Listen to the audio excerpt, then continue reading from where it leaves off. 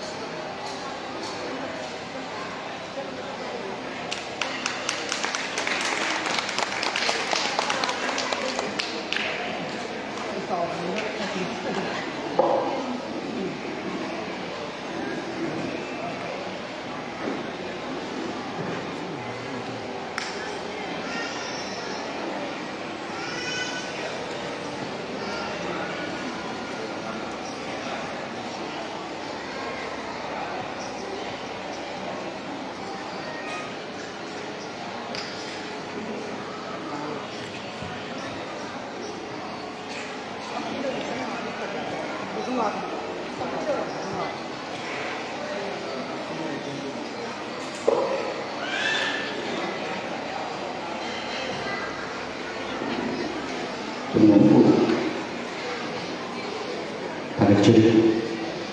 ꯃꯈꯥ ꯇꯥꯅ ꯑꯩꯈꯣꯏꯒꯤ ꯄ꯭ꯔꯁꯤꯗꯦꯟ ꯃꯦꯝꯕꯔꯁꯀꯤ ꯐꯝꯐꯝ ꯂꯥꯡꯗ ꯂꯦꯡꯈꯠꯄꯤꯔꯛꯅꯕ ꯑꯣꯖꯥ ꯈꯔꯒꯁꯨ ꯀꯧꯁꯤꯟꯖꯒꯦ S Arun Kumar Sharma adviser IYA ꯑꯣꯖꯥꯕꯨꯁꯨ ꯄ꯭ꯔꯁꯤꯗꯦꯟ ꯃꯦꯝꯕꯔꯁꯀꯤ ꯐꯝꯐꯝ ꯂꯥꯡꯗ ꯂꯦꯡꯈꯠꯄꯤꯔꯛꯅꯕ ꯅꯧꯂꯨꯛꯅ ꯊꯥꯒꯠꯆꯔꯤ SS ꯑꯣꯀꯦꯟꯗ꯭ꯔ ꯑꯦꯗꯚꯥꯏꯖꯔ ꯅꯍꯥꯁꯤꯡꯒꯤ ꯈꯣꯡꯊꯥꯡ ꯁꯥꯔꯕꯨꯁꯨ ꯀꯧꯁꯤꯟꯖꯔꯤ SS ꯖꯤꯕꯟ ꯆꯟꯗ꯭ꯔ ꯁꯦꯀ꯭ꯔꯦꯇꯔꯤ ꯌꯨꯅꯥꯏꯇꯦꯗ ꯀ꯭ꯂꯕꯁ ꯑꯣꯔꯒꯅꯥꯏꯖꯦꯁꯟ ꯀꯧꯁꯤꯟꯖꯔꯤ ꯃꯌꯥꯡꯂꯝꯕꯝ ꯏꯕꯣꯇꯣꯝꯕ ꯑꯦꯗꯚꯥꯏꯖꯔ ꯅꯍꯥꯁꯤꯡꯒꯤ ꯈꯣꯡꯊꯥꯡ ꯀꯧꯁꯤꯟꯖꯔꯤ ꯃꯣꯏꯔꯥꯡꯊꯦꯝ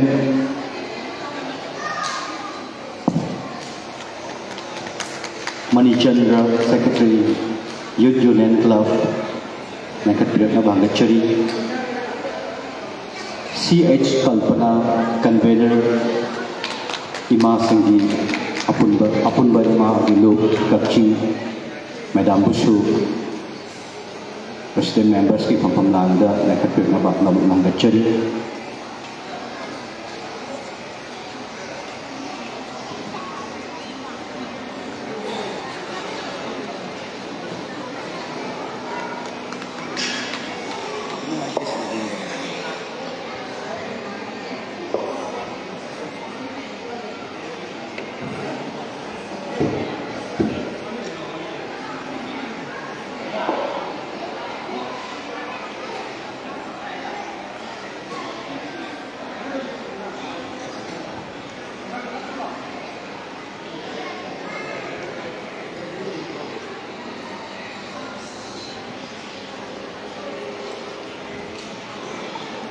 ꯊꯧꯔꯝꯁꯤ ꯆꯥꯛ ꯃꯃꯥꯡꯒꯤ ꯊꯧꯔꯝꯅꯤꯅ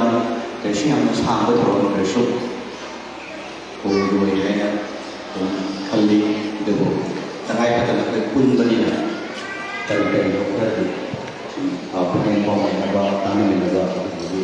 ꯇꯥꯟꯖꯥꯗꯨꯅꯤ ꯑꯗꯨꯒ ꯉꯁꯤꯗꯤ ꯂꯣꯏꯅꯃꯛ ꯄ꯭ꯔꯁꯤꯗꯦꯟ ꯃꯦꯝꯕꯔꯁꯤꯡ ꯂꯦꯡꯁꯤꯟꯕꯤꯔꯤ ꯃꯩꯔꯥ ꯍꯥꯞꯄꯤꯔꯤ ꯍꯥꯏꯔꯤꯕ ꯊꯧꯔꯝꯁꯤꯡꯁꯤ ꯂꯣꯏꯅꯃꯛ ꯇꯧꯔꯕ ꯃꯇꯨꯡꯗ ꯑꯁꯤꯒꯤ ꯊꯧꯔꯝꯁꯤꯒꯤ ꯋꯦꯜꯀꯝ ꯑꯃꯗꯤ ꯀꯤꯅꯣꯠ ꯑꯦꯗ꯭ꯔꯦꯁ ꯄꯤꯕꯤꯅꯕꯒꯤꯗꯃꯛꯇ ꯅꯍꯥꯁꯤꯡꯒꯤ ꯈꯣꯡꯊꯥꯡꯒꯤ ꯁꯦꯀ꯭ꯔꯦꯇꯔꯤꯕꯨ ꯎꯔꯤꯕ ꯏꯇꯥꯎ G. ꯀꯨꯃꯥꯔ ꯁꯔꯃ ꯀꯣꯗꯣ ꯍꯥꯏꯅ ꯈꯪꯅꯕ ꯃꯍꯥꯛꯁꯤꯅ ꯑꯁꯤꯒꯤ ꯊꯧꯔꯝꯁꯤꯒ ꯃꯔꯤ ꯂꯩꯅꯅ ꯋꯦꯜꯀꯝ ꯑꯃꯗꯤ ꯀꯤꯅꯣꯠ address ꯄꯤꯕꯤꯅꯕꯒꯤꯗꯃꯛꯇ ꯀꯧꯁꯤꯟꯖꯔꯤ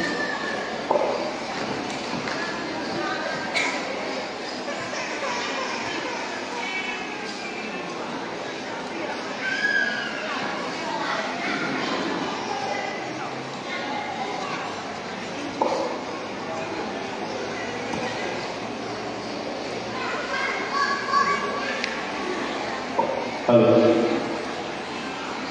Ahanabakda nasigi kongthang NKD Secretary Amoda Thokuzaiba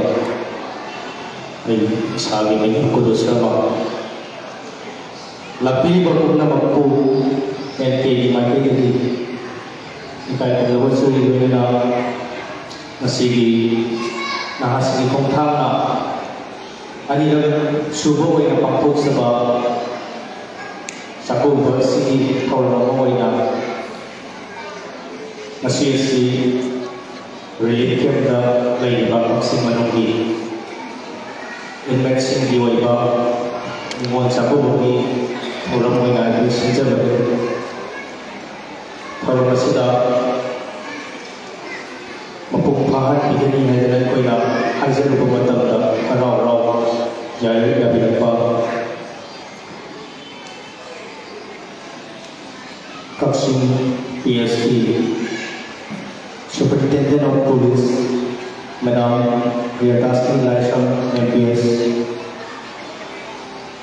Proprietor Rana Metikoski Madam Emrata Devi Samsung Foundation Chairman Yamba MD Alauddin Nanao nahasindi kongthangin kegi ekho dagi sahi mangasi presiden di tau birang-birang tamo mayang lambang Ravi Singh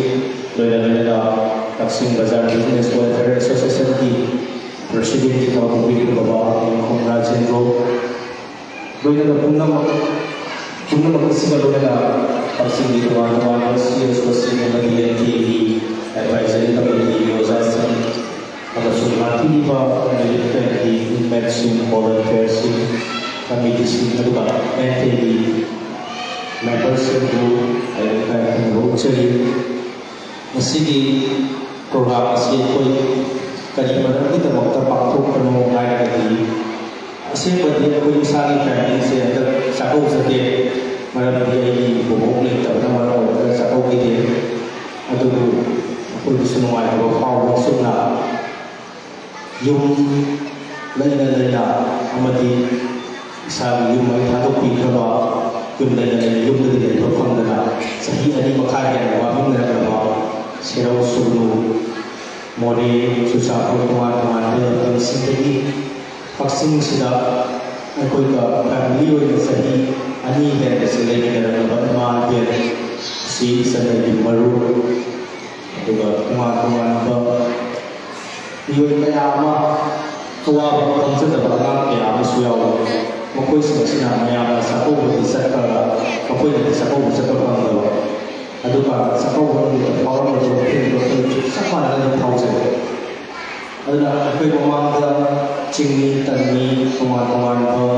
caki sindagi Nanti lupa apa, nanti kita malah cakap lupa di sini. Belum membuat cakap itu ada kesidi, itu nahas kongthang di executive members and advisory semua tanah jadi harga. Hendak ti koi sakau bersih, guna makaduki itu kata mereka. Relief care tadi dalam sinau sinsa. Moisi sakau bersih ya dengan koi advisory committee dari executive members saya tadi. Tanah jalan sini sakau masih sejauh juga masih sakau masih ada koi sen hari besar jangan macam penyakit ya baru macam sakau kesulitan dia nak kena teman-teman lo sen tahu lo ya masuk donation tahu jadi hari penyakit lagi berjuki members tadi komisioner polisi sama saja sudah kajian dan 37,000 bisa buat contribute awak masih program siang pik masih sejauh aduna lapiba khudimmak na asigi program asi loiba phaw yawminari hairaga hawba hawtaba chak chara amtang khoi punna yumda idung ipasingda ichasingda saminabani haibagi wakhalonda sare hairaga asi sariba sangnena sina maram oiraga sai sagi yumda amuk hanjalaga leiba amadi manipuri hausi oiba tamdu leta taba condition situation asibu hanani ꯑꯐꯕ ꯄꯨꯟꯁꯤꯗ ꯑꯃꯨꯛ ꯅꯨꯡꯉꯥꯏꯕ ꯄꯨꯟꯁꯤꯗ ꯑꯃꯨꯛ ꯍꯟꯖꯜꯂꯛꯄ ꯑꯣꯏꯔꯁꯅꯨ ꯑꯗꯨꯒ ꯑꯩꯈꯣꯏꯅ ꯅꯍꯥꯁꯤꯡꯒꯤ ꯈꯣꯡꯊꯥꯡꯅ ꯅꯤꯡꯉꯣꯜ ꯑꯣꯏꯕꯤꯁꯤꯡ ꯏꯃꯥꯁꯤꯡ ꯏꯆꯦꯁꯤꯡ ꯏꯆꯟꯁꯤꯡꯗ ꯑꯩꯈꯣꯏꯒꯤ ꯁꯥꯏꯠꯇ ꯉꯝꯖꯕ ꯈꯨꯗꯣꯜꯄꯣꯠ ꯃꯆꯥ ꯑꯃꯃꯝꯇꯪ ꯌꯥꯝꯕ ꯌꯥꯝꯗꯕ ꯊꯤꯗꯅ ꯑꯩꯈꯣꯏꯅ ꯄꯤꯖꯠꯂꯒ ꯅꯠꯇꯅ ꯂꯧꯁꯤꯟꯕꯤꯔꯦ ꯍꯥꯏꯔꯒ ꯃꯇꯨꯡ ꯇꯥꯔꯛꯄꯗ ꯃꯊꯪꯗꯤ ꯁꯨꯃꯥꯏꯅ ꯏꯚꯦꯟ ꯑꯃ ꯑꯣꯏꯅ ꯆꯥꯛꯀꯧꯕ ꯅꯠꯇꯕ ꯁꯦꯔꯧ ꯆꯤꯡꯗꯨꯗ ꯑꯃꯨꯛ ꯍꯟꯖꯜꯂꯦ ꯍꯥꯏꯔꯒ ꯂꯣꯏꯅꯔꯝꯕ ꯇꯤꯟꯅꯔꯝꯕ ꯃꯣꯏꯅ ꯑꯩꯈꯣꯏꯁꯨ ꯀꯛꯆꯤꯡꯗ ꯂꯩꯔꯝꯃꯤꯔꯦ ꯍꯥꯏꯕꯒꯤ ꯀꯟꯗꯤꯁꯟꯗꯨꯗ ꯍꯥꯏꯇꯥꯔꯦ ꯏꯚꯦꯟ ꯑꯃ ꯑꯣꯏꯅ ꯂꯩꯕ ꯌꯥꯗ꯭ꯔꯦ ꯌꯨꯝꯗ ꯍꯟꯖꯟꯕꯒꯤ ꯃꯇꯝꯗ ꯑꯩꯈꯣꯏ ꯄꯨꯂꯞ ꯂꯧꯃꯤꯟꯅꯁꯤ ꯑꯩꯈꯣꯏ ꯑꯄꯨꯟꯕꯒꯤ ꯊꯧꯅꯥꯗ ꯄꯨꯊꯣꯛꯑꯒ ꯌꯨꯝꯗ ꯍꯟꯖꯟꯗꯕ ꯌꯥꯗꯦ ꯍꯥꯏꯕꯗꯨꯃꯁꯨ ꯑꯩꯈꯣꯏ ꯍꯣꯠꯅꯃꯤꯟꯅꯁꯤ ꯑꯗꯨꯅ ꯃꯊꯪꯁꯨ ꯍꯦꯟꯅ ꯆꯥꯎꯅ ꯆꯥꯛꯀꯧꯕ ꯉꯝꯅꯕ ꯃꯐꯝ ꯃꯥꯡꯒꯣꯜ ꯄꯤꯕꯤꯔꯝꯃꯨ ꯍꯥꯏꯗꯅ ꯅꯍꯥꯁꯤꯡ ꯈꯣꯡꯊꯥꯡ ꯑꯃꯒꯤ ꯁꯥꯏꯠꯇꯒꯤ ꯑꯔꯣꯏꯕ ꯑꯣꯏꯅ ꯊꯝꯖꯔꯤ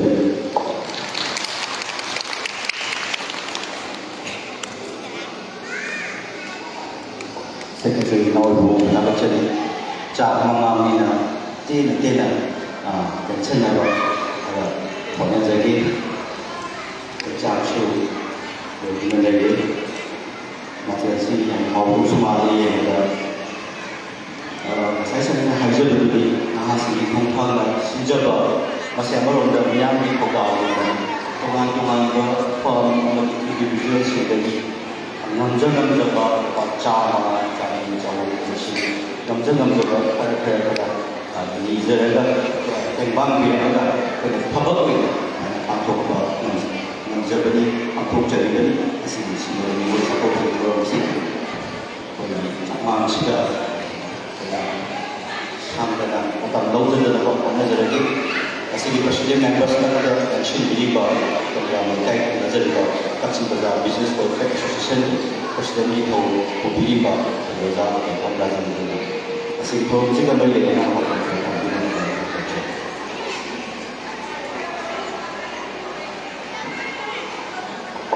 Thank you, Robert. Terima kasih. November ini tarik ani aduga Taban dana yang bagi tarama kui palam itu maling sih. Asigum lepas yai perwa namai jing limit asida Kacing wadi deh headquarters soiba Kacing di macin tum kalakli ba Tuna paraba leba kita mata cin cung duna apa bamai kaida Oda kalakli ba nama sini pungpa Kacing na Lamdan masida Pokliba Lumai Dabar Hokong Amadaki Yung Hadok Piramle Hairaga Aikoi Mayam Kapsing Kita Punna Ipa Ica Chilenau Dona Leminna Dona Leminari Ba Leminari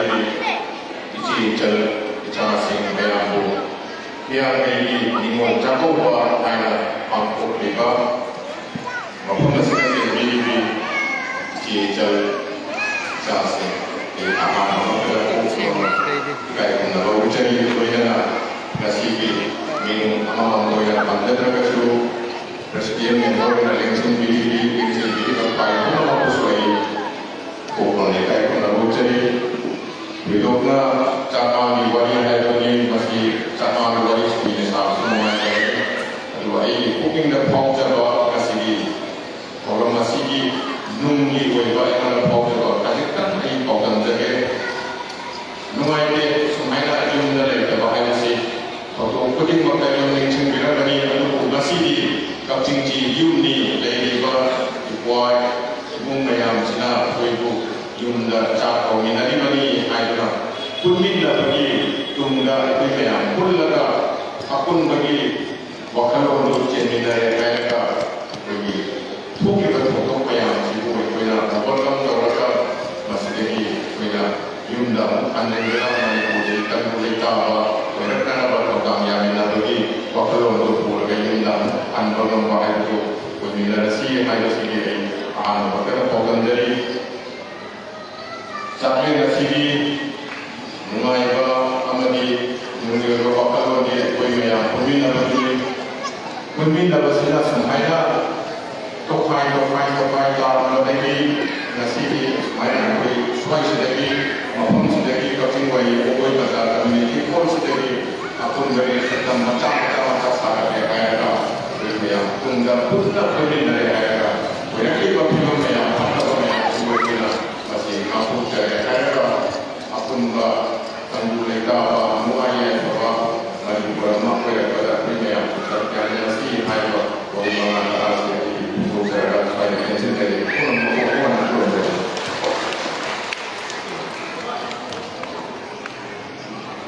Kepada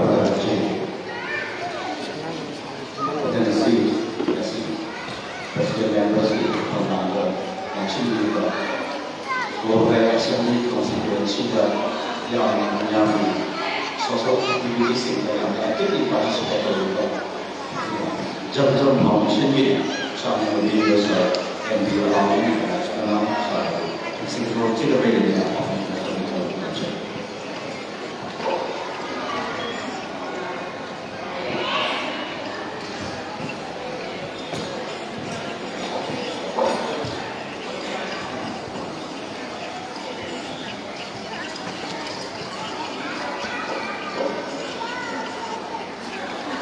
Sehingga untuk cakap bagi yang awal mereka sudah mengambil yang cuma di bawah kacing superintendent oleh negara biara senior amati W amati Dewi Provider amati Cross CSPina Rapper social activist amati Mr. Asian Program Chairman Council Media Authority amati Nawal Kumar Singh social worker amati Mora M. Rosen Singh President Identity Association amati Haki yang Sijarawa Maruf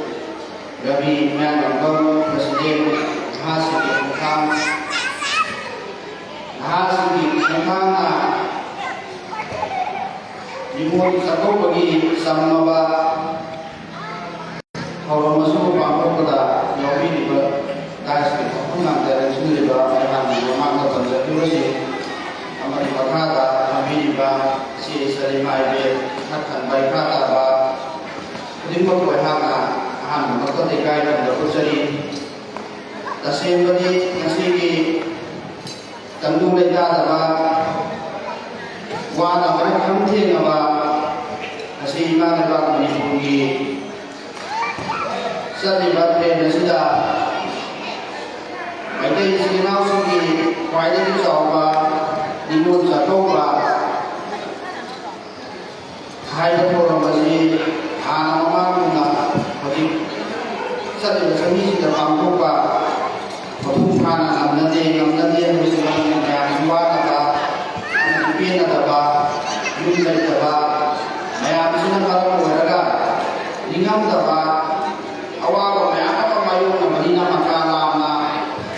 mamuluna mapung bawasina dimul sungguh sakau bagi amati dimul sina mapwasini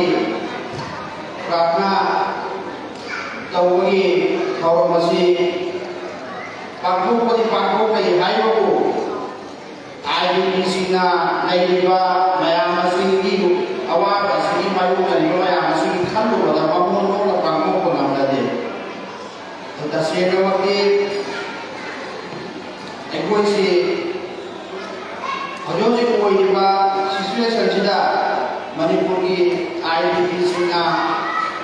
tinggal ba awal sudah ayah nanti accident to kena lagi zaman ini jadi kudu bingung jatuh mesti itu ya awal kayak bukan dokter dulu tetap kita tahu sih aduh hadir siapa ngapain kerana yang wajar bukan dia tu yang tahu kita ingin disuruh kali menghati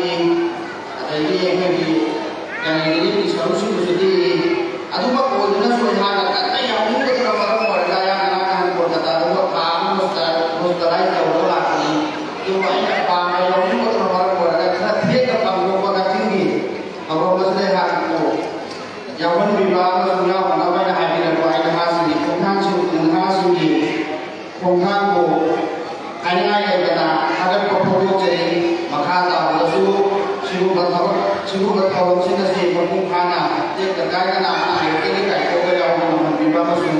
ꯃꯆꯟ ꯃꯆꯦꯁꯤꯡꯒꯤ ꯅꯤꯉꯣꯜ ꯃꯈꯩꯒꯤ ꯊꯧꯋꯥ ꯂꯧꯕ ꯉꯝꯕ ꯃꯤꯑꯣꯏꯁꯅꯨ ꯑꯃꯁꯨꯡ ꯑꯩꯈꯣꯏꯅꯁꯨ ꯅꯤꯉꯣꯜ ꯃꯈꯩꯒꯤꯗꯃꯛꯇ ꯉꯝꯗꯕ ꯇꯝꯖꯕ ꯉꯝꯕꯒꯤ ꯄꯥꯡꯒꯜ ꯊꯧꯅꯥ ꯄꯤꯅꯕꯤꯕ ꯃꯄꯨꯅ ꯄꯤꯅꯕꯤꯁꯅꯨ ꯍꯥꯏꯕ ꯋꯥꯐꯝ ꯑꯁꯤ ꯊꯝꯖꯒꯦ ꯑꯗꯣ ꯇꯁꯦꯡꯕꯗꯤ ꯃꯇꯝꯁꯨ ꯌꯥꯝ ꯁꯥꯡꯅ ꯂꯧꯖꯔꯔꯣꯏ ꯆꯥꯛ ꯆꯥꯅꯗ꯭ꯔꯤꯕꯅꯤꯅ ꯑꯩ ꯄꯣꯏꯟ ꯑꯃꯅꯤ ꯈꯛꯇꯪ ꯊꯝꯖꯔꯝꯒꯦ ꯁꯦꯡꯅ ꯑꯩꯈꯣꯏꯒꯤ IDPꯁꯤꯡꯗ ꯂꯩꯔꯤꯕ ꯍꯧꯖꯤꯛ ꯑꯋꯥꯕ ꯃꯥꯌꯣꯛꯅꯔꯒ ꯂꯩꯔꯤꯕꯁꯤꯡ ꯑꯁꯤ ꯁꯦꯡꯅ ꯑꯩꯈꯣꯏꯒꯤ ꯏꯃꯥ ꯂꯩꯕꯥꯛ ꯃꯅꯤꯄꯨꯔꯒꯤ ꯑꯁꯦꯡꯕ ꯁꯣꯏꯜ ꯑꯁꯤꯒꯤ ꯑꯁꯦꯡꯕ ꯃꯄꯨꯅꯤ ꯑꯗꯨꯕꯨ ꯃꯄꯨꯅ ꯁꯩꯗꯥꯡꯉꯒ ꯂꯩꯕꯕꯨ ꯉꯁꯤ ꯂꯩꯐꯝ ꯂꯩꯇꯅ ꯂꯩꯔꯤꯕ ꯑꯁꯤ ꯍꯔꯥꯎ ꯀꯨꯝꯍꯩ ꯂꯥꯛꯄꯗ ꯅꯍꯥꯟꯃꯛ ꯏꯃꯥ ꯑꯃꯅ ꯍꯥꯏꯕ ꯋꯥꯐꯝ ꯀꯗꯥ ꯑꯩꯍꯥꯛꯅ ꯎꯖꯕꯗ ꯃꯤꯠꯇꯒꯤ ꯄꯤ ꯇꯥꯈꯤꯕ ꯈꯪꯍꯧꯗꯦ ꯑꯩꯈꯣꯏ ꯅꯤꯉꯣꯜ ꯆꯥꯛꯀꯧꯕ ꯄꯥꯝꯗꯦ ꯅꯤꯉꯣꯜ ꯁꯥꯗꯣꯛꯄ ꯄꯥꯝꯗꯦ ꯌꯨꯝꯗ ꯍꯟꯖꯤꯟ ꯍꯟꯕꯤꯌꯨ ꯍꯥꯏꯕ ꯋꯥꯔꯤ ꯑꯃ ꯃꯇꯦꯛ ꯔꯤꯜꯁ ꯑꯃ ꯋꯥꯏꯔꯜ ꯑꯣꯏꯔꯦ ISTVꯅ ꯊꯥꯗꯣꯔꯛꯄꯗ ꯑꯗꯣ ꯑꯩꯍꯥꯛꯀꯤ ꯄꯦꯖꯇꯁꯨ ꯑꯩꯍꯥꯛꯅ ꯑꯗꯨ ꯄꯣꯁ ꯇꯧꯖꯈꯤꯕꯅꯤ ꯊꯃꯣꯏ ꯁꯣꯛꯅ ꯅꯨꯡꯉꯥꯏꯇꯦ ꯑꯗꯣ ꯍꯧꯖꯤꯛ ꯍꯧꯖꯤꯛ ꯑꯣꯏꯔꯤꯕ ꯁꯔꯀꯥꯔꯗ ꯂꯩꯇꯦ ꯑꯗꯨꯕꯨ ꯑꯩꯍꯥꯛꯅ ꯉꯁꯤꯒꯤ ꯊꯧꯔꯝ ꯑꯁꯤꯒꯤ ꯑꯃꯗꯤ ꯃꯦꯗꯤꯌꯥ ꯑꯁꯤꯒꯤ ꯈꯨꯗꯣꯡꯆꯥꯕ ꯂꯧꯖꯔꯒ ꯑꯣꯅꯔꯦꯕꯜ ꯒꯚꯔꯅꯔꯗ ꯍꯪꯒꯠꯆꯔꯤ ꯃꯗꯨꯗꯤ ꯃꯁꯤꯒꯤ IDPꯁꯤꯡꯒꯤ ꯉꯁꯤ ꯇꯪꯗꯨ ꯂꯩꯇꯥꯗꯕ ꯌꯨꯝꯗ ꯍꯟꯖꯤꯟꯕ ꯉꯝꯗꯗꯅ ꯂꯩꯔꯤꯕ ꯁꯥꯟꯇꯤ ꯐꯪꯗ꯭ꯔꯤꯕ ꯑꯋꯥꯕ ꯃꯥꯌꯣꯛꯅꯗꯅ ꯂꯩꯔꯤꯕ ꯅꯣꯡꯃ ꯅꯣꯡꯃꯒꯤ ꯑꯋꯥꯕ ꯍꯦꯟꯖꯜꯂꯛꯏꯕ ꯑꯃꯁꯨꯡ ꯁꯨꯁꯥꯏꯠ ꯇꯧꯕ ꯅꯣꯡꯃꯒꯤ ꯂꯝꯕꯤ ꯎꯔꯛꯇ꯭ꯔꯤꯕ ꯑꯁꯤ ꯁꯥꯟꯇꯤꯗ ꯄꯨꯔꯛꯅꯅꯕ ꯑꯊꯨꯕꯗ ꯃꯌꯨꯝ ꯃꯌꯨꯝꯗ ꯆꯪꯉꯒ ꯁꯥꯟꯇꯤ ꯂꯩꯅꯅꯕ ꯍꯣꯠꯅꯕꯤꯌꯨ ꯍꯥꯏꯕ ꯋꯥꯐꯝꯁꯤꯃꯁꯨ ꯊꯝꯖꯅꯤꯡꯉꯤ ꯑꯗꯣ ꯑꯩꯈꯣꯏ ꯃꯤꯀꯞ ꯊꯣꯛꯄ ꯗꯔꯀꯥꯔ ꯑꯣꯏ ꯄꯦꯂꯦꯁꯇꯥꯏꯟꯁꯤꯡꯅ ꯏꯖꯔꯦꯜꯁꯤꯡꯕꯨ 1948ꯗ ꯆꯪꯖꯐꯝ ꯄꯤꯔꯨꯕ ꯃꯇꯝꯗ 1948ꯗꯒꯤ ꯂꯧꯔꯒ 2025 ꯐꯥꯎꯕꯗ ꯄꯦꯂꯦꯁꯇꯥꯏꯟꯁꯤꯡ ꯍꯨꯝꯐꯨꯃꯨꯛ ꯁꯤꯈꯤ ꯑꯗꯨ ꯃꯈꯣꯏꯒꯤ ꯏꯖꯔꯦꯜꯁꯤꯡꯅ ꯄꯦꯂꯦꯁꯇꯥꯏꯟꯕꯨ ꯃꯈꯣꯏꯒꯤ ꯂꯩꯕꯥꯛꯅꯤ ꯃꯈꯣꯏꯅ ꯅꯝꯗꯅ ꯃꯨꯟꯒꯗꯕꯅꯤ ꯃꯈꯣꯏꯒꯤ ꯃꯈꯥꯗ ꯃꯈꯣꯏꯅ ꯅꯝꯗꯅ ꯁꯥꯁꯣꯟ ꯇꯧꯒꯗꯕꯅꯤ ꯍꯥꯏꯕꯒꯤ ꯂꯥꯟꯊꯦꯡꯅꯕꯗꯨ ꯉꯁꯤꯁꯨ ꯂꯦꯞꯇ꯭ꯔꯤ ꯉꯔꯥꯡ ꯅꯍꯥꯟꯗ ꯉꯥꯏꯔꯤ ꯁꯤꯖꯐꯥꯏꯌꯔ ꯇꯧꯔꯤꯕ ꯑꯗꯨꯒ ꯑꯗꯨꯒꯤ ꯃꯇꯨꯡꯗꯁꯨ ꯑꯗꯨꯝ ꯏꯔꯥꯡ ꯇꯧꯕ ꯂꯦꯞꯇ꯭ꯔꯤ ꯑꯗꯨꯅꯗꯤ ꯑꯩꯈꯣꯏ ꯃꯅꯤꯄꯨꯔꯗ ꯂꯩꯔꯤꯕ ꯑꯍꯜ ꯂꯃꯟ ꯁꯥꯇ꯭ꯔ ꯅꯍꯥꯔꯣꯜ ꯅꯨꯄꯤꯗ ꯑꯣꯏꯔꯛꯀꯗꯧꯔꯤꯕ ꯏꯃꯥ ꯏꯕꯦꯜꯁꯤꯡꯅꯁꯨ ꯑꯗꯒꯤ ꯍꯧꯔꯛꯏꯕ ꯃꯤꯄꯨꯝ ꯃꯈꯩꯅꯁꯨ ꯂꯣꯏꯅꯃꯛ ꯑꯩꯈꯣꯏ ꯃꯤꯀꯞ ꯊꯣꯛꯄ ꯒ꯭ꯌꯥꯟ ꯇꯥꯕ ꯊꯣꯛꯏ ꯃꯔꯝꯗꯤ ꯑꯩꯈꯣꯏ ꯑꯁꯤ ꯀꯔꯝꯕ ꯃꯇꯝꯗ ꯐꯥꯎꯕ ꯑꯩꯈꯣꯏꯅ ꯁꯩꯗꯥꯡꯉꯒ ꯂꯩꯒꯅꯤ ꯀꯔꯝꯕ ꯃꯇꯝꯗ ꯃꯤꯈꯥ ꯄꯣꯜꯂꯒ ꯂꯩꯒꯅꯤ ꯀꯔꯝꯕ ꯃꯇꯝꯗ ꯃꯤꯈꯥ ꯄꯣꯟꯈꯤꯒꯅꯤ ꯑꯩꯈꯣꯏꯁꯤ ꯀꯔꯝꯍꯥꯏꯅ ꯑꯩꯈꯣꯏꯒꯤ ꯉꯁꯤꯗꯤ ꯀꯅꯥ ꯀꯅꯥꯒꯤ ꯍꯧꯖꯤꯛ ꯃꯥꯡꯗ ꯂꯩꯔꯤꯕ IDPꯁꯤꯡꯒꯤ ꯍꯥꯏꯗꯤ ꯃꯔꯦꯞꯐꯝ ꯂꯩꯇꯅ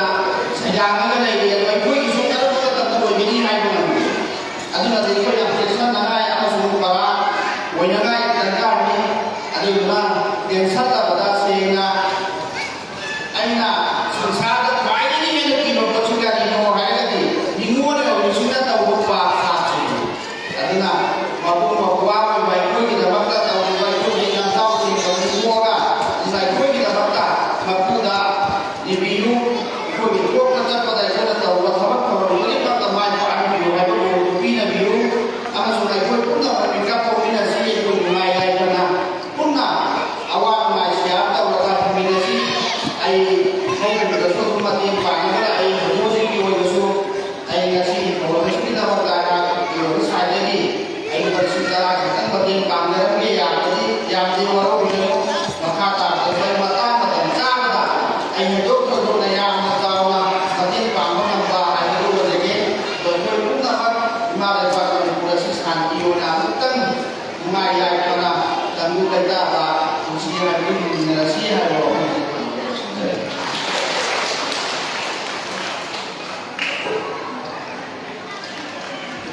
ꯊꯝꯖꯔꯤ Jadi, kalau di daerah sekitar, tidak ada mereka di bawah saya itu. So, kalau sebelum sudah sudah nasi, kalau dia kalau sudah ada kita dari bawah kita akan jadi musuh. Karena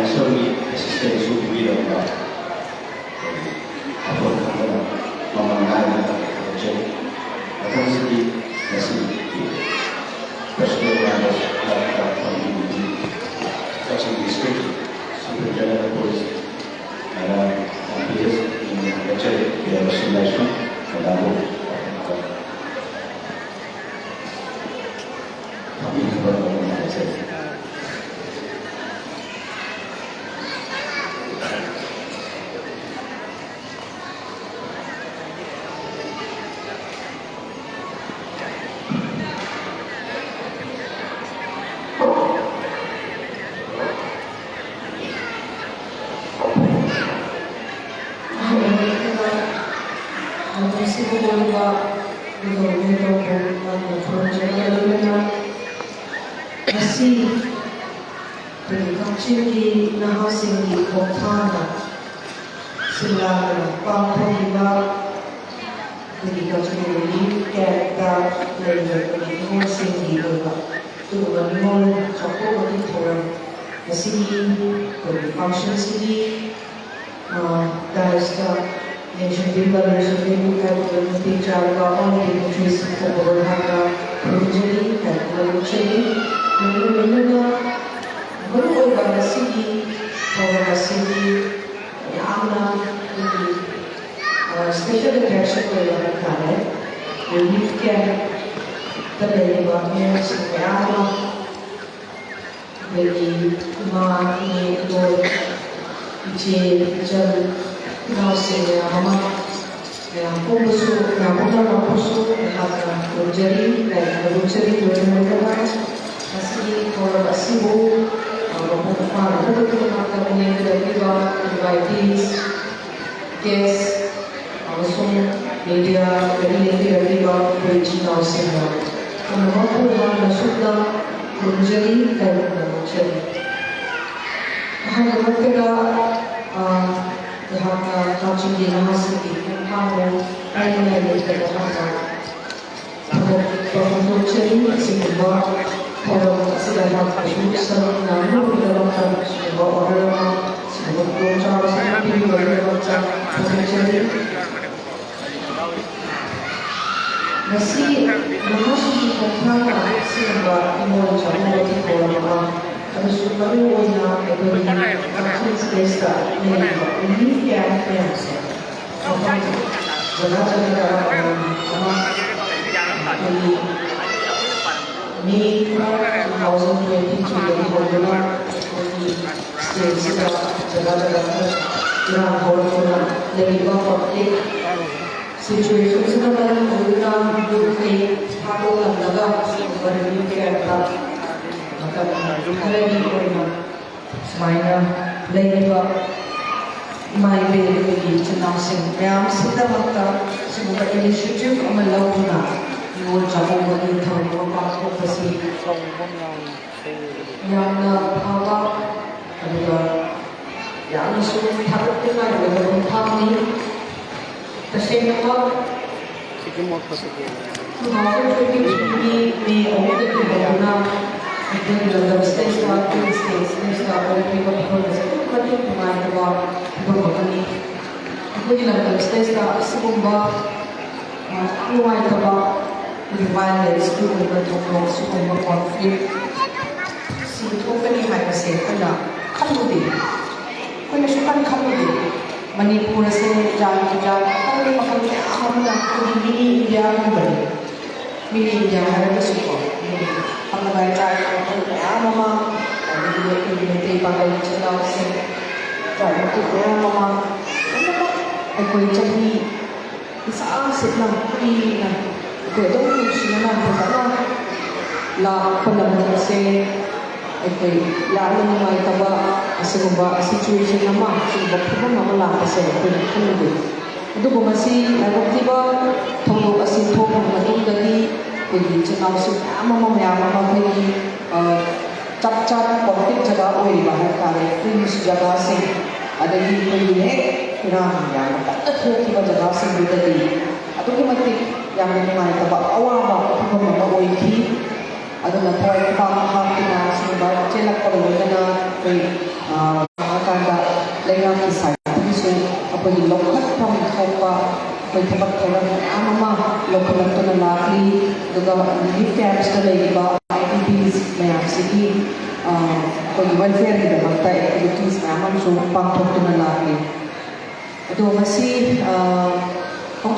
ay kung di laiba pipa kasi, hanggang tagdanin ba di laingang kisay. Kasi so, ato di mati, ako liya, kung lokong tang mayama local laki. In terms of अखोई affected जगह समना है बता Kakching district की सो अखोई असमनाथन लाखुदी signal sero side समनाथन का district administration की side तक लेंगा की साइड तक अखोई कंफान याना लोकतुना resettlement tꯧnanaba resettle tꯧnanabagidamagta amukamuk displace oiruraba IDPs mayam ama yumdai thabokna chenuraba mayamse sise amuk maki yumdudaida fazana amuk tongdolaitana leiba yaganabagidamagta government ki side su step mayam ama lokhanagni aduga koi security gi side ki so police amasung अपनी security agencies ma'am central forces ma'am मुझे deploy तौर लगी बसे सिनसो अदुकी मती जेक्शन खौरा ma'am कोई नुआई तब थोड़ो कमता अपाता थोक तना बाहर ना सिगुमा steps सिगुमा कोंथांग मैम सुलो कुतुल लगी अदुना मुझे मनु कोइना अकोई गी लव शुरू बगी बताओ और पसंदीदा मनु और अकोई फिनिश जगह से zero side jadi iban sa pala side person ay adequate security si nung law lingba kung mamadam dagi hong na phajana deploy tawduna lay jaga jaga gi aduga hojik su umo ako di law khaw bagi harvesting di matam ko lay baka liba matam sila su adum security se yan ako ay kaitan tawduna hey additional nung deployment na mga tawduna ako harvesting di uba law khaw di thabak thong sin su phajana any problem nungai taba thobok amata thokta pangthok na bakay din so ay security side ka di police ki side ka di dagi laiba police security laiba kat agencies na ka side ka di adu akan ba ko di pangthang na mo so lokal cheri loina na masi ko di mo chapong ba ha se yang nungai ba ko di damakta di chahi na da thok pa ko mo kwa sina अकोई मचल होगी मचे होगी हाँ मने Mondal Singh ma'am अमा कोई चाकौदुना अदगी अमंब खुदोल pot pick पचावा अमंब खुदोल pot तमदुना अदुगुंबा याम नुसिबा अदुगुंबा कोई मबंग वागा खुदी मचे मचल सिंह दलेनबा कोई अचेत पमरीदो अदुगुसु अमुका हेना अकोई स्ट्रेंथन तोबो अदुगुंबा फेस्टिवल नि अदुगु ngasi akogi leiba je dol sing amama ko relief camp ta leituna kana toraso ugumba akogi yumda he ipamda ugumba mai ba sumba festival se maka alamna sai sai yumda chatuna pangthopa ngamjaga su ngasi akogi kapching lamdam stage da leibi ba kapching gi prajamya maroi na kapching gi naha singya sinadi leiba ni dol चे चल से ma'am सिगिदमक्ता अदुम late कुना Larry अदुगा नखोई मयाम सु अबदी असिगुंबा festival से चक मानना अदुम एकोइगा celebrate तौनगदबनी नखोई ना वारी बा नखोई ना अकोई फमली बचाई थे कोना मक्तो एकोई शुलाउना शेयर तौनरी एकोई शुलाउना कोई सब यानमिनरी हाइबनी wakhalondasu asigumba asigi thoram sibang asi pangkopani asigidamagtu hamna akoi naha sigi kongthang ko ay congratulate tawjage igaluna asi akoi chablaba akoi chablai sima chamina bagulana hamna tiba ima indon ine je now sing amasu hamna yan for pauje nasi pijari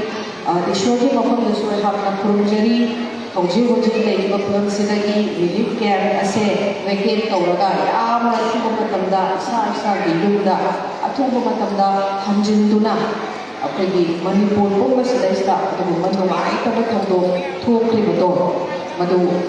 phatnamna inna takna phajana hojik so akogi limping back to normalcy hada tare ko tam lai akogi shanti gi maike na lakli base masi henna mara chena phajana tangdang leita ba aluba akogi lamdam ama oibo ulasunu haiba pahum kharase thamjaraga ya purnamangko bukan mathinjo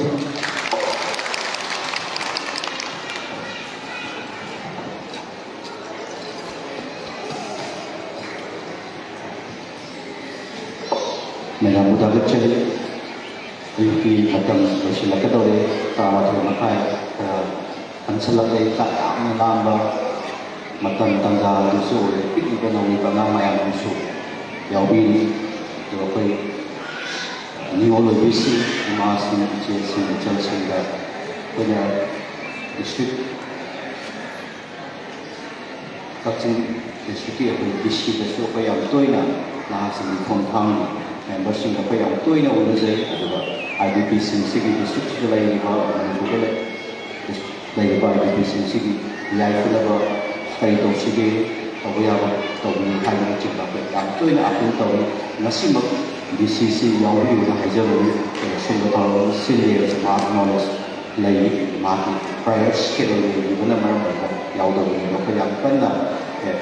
IDPꯁꯤꯡꯒꯤ ꯌꯥꯏꯐꯅꯕꯒꯤꯗꯃꯛꯇ ꯑꯩꯈꯣꯏ DCꯗ ꯇꯣꯏꯅ wari sanjay nahasing khongthang ado nahasing khongthang advisory members secretary mayam si yawbi sak mamang oibri na loina subjin jaraga nahasing khongthang gi president gi tho uliba naw rabi man nambamna si aroiba speaker wai oxijagi rabi sa mayam nam lamrabi khangna apang khara thamina jere